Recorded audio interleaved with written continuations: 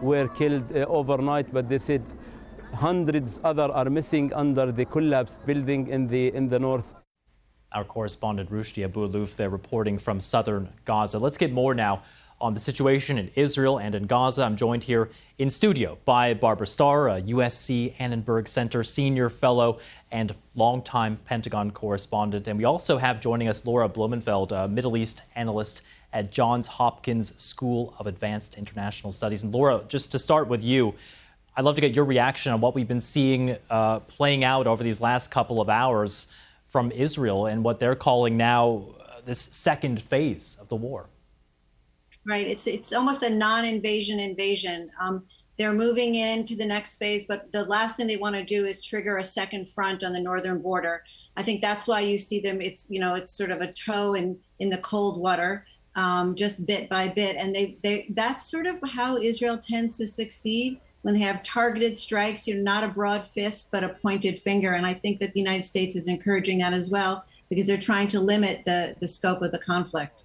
And Barbara, your reaction there, a toe in the water, potentially maybe some caution given some of the clashes we've been seeing on that border with Lebanon.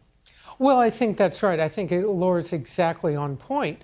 The U.S., the allies, and even Israel, they do not want to open up a second front. They don't want Hezbollah to jump in and start attacking from southern Lebanon and Syria into Israel.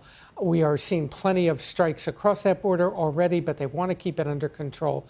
And so that's one priority, even as they continue to move forward in Gaza. And I think that's why there's a lot of effort on the part of the U.S. to encourage going a little slow, picking your targets, knowing what you're going after, trying to limit those civilian casualties amongst the Palestinian population.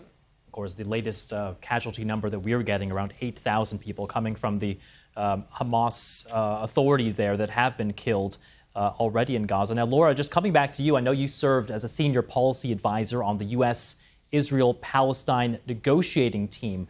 Interestingly, we also now have this message, this offer coming from the leader of Hamas in Gaza to free these hostages in exchange for all of the Palestinian prisoners being held in Israel. In your mind, is that something that Israel might have to consider?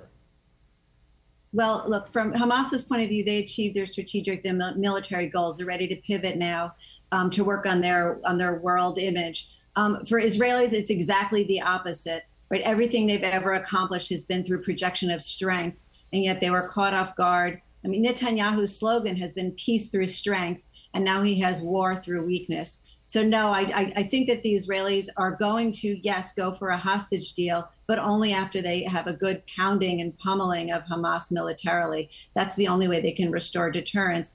Don't forget that Benjamin Netanyahu rose to fame through a hostage crisis. In 1976, his brother was a commando who led the raid on Entebbe and paid with his life. And the first time anybody ever saw Netanyahu publicly was crying at his brother's funeral.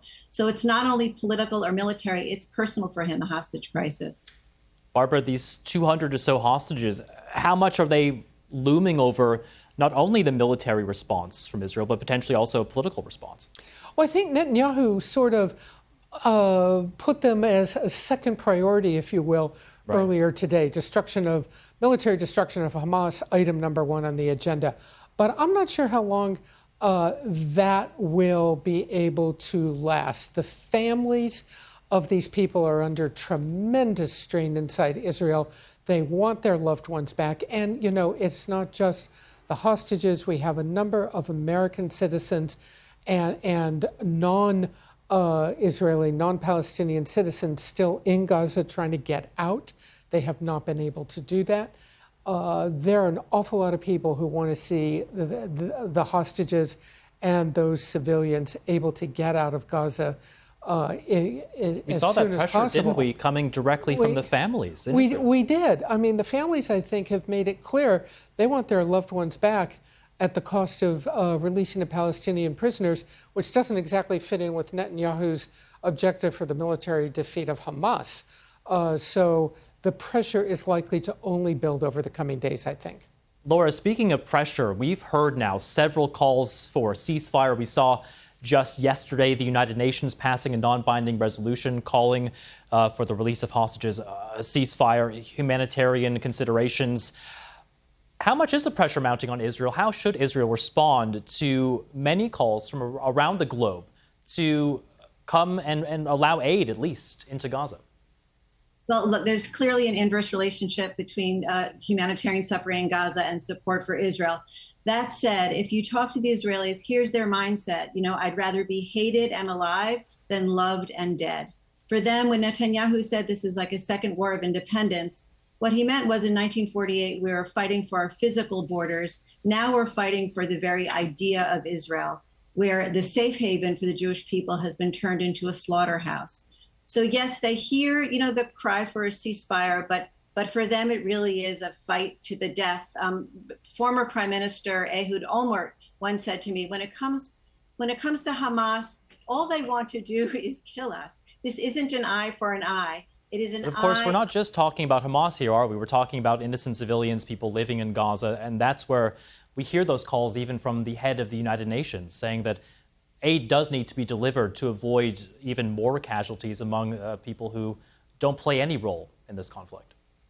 Absolutely. And I think that is on Israel. And, that's why you have President Biden saying, we've got your back, but whispering very loudly in their ears, don't forget your humanity. How you fight this matters. How you fight this and how you frame this will make a difference in the long run for your long-term survival. Absolutely. That's, again, why the United States is so important here in framing it as a clash. This isn't Israelis versus Arabs, right? This is civilization versus savagery. We're pitching a peace tent. Are you in or are you out? In Israel, you need to be in with us on the right side of morality. Barbara, now we've heard from several high-ranking members of Israel's government, including the Prime Minister himself, saying, essentially, Israel, brace yourself. This could be a conflict that may not be quick. It may go on for a long period of time. What do you expect going forward? How long could this go? Well, I think the U.S. is perhaps got the military history of the last 22 years or so in its back pocket. Look at what the U.S. military, the U.S. administrations over the years went through in fighting in Afghanistan, in Iraq, in Syria, across Africa against terror organizations. I think the message here is you may think that you're going in to militarily destroy Hamas, but how exactly do you do that with Iran again supporting Hamas so strongly, with another generation of youth coming up in the region who are anti-US, anti-Israel?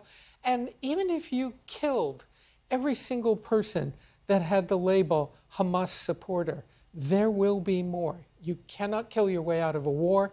Any U.S. military commander will tell you wars are resolved at the negotiating table. Laura Blumenfeld, we have about a minute left. I just want to give you the last word here as someone who has dealt with these sorts of issues. Is this something that has a military end, or will both sides, Hamas, or maybe even looking towards the West Bank and Israel, need to come to the negotiating table at some point? Yes, and we heard that from Secretary Blinken this week when he said we can't go back to the status quo. I think there will be negotiations in our future.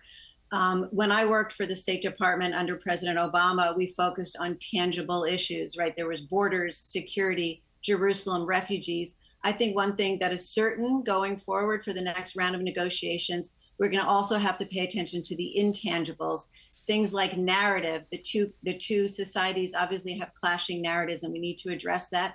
And trauma, right? This is not a world war, but the world is at war, at least psychologically, given the use of images, just horrifying, the live streaming of homicide and the suffering.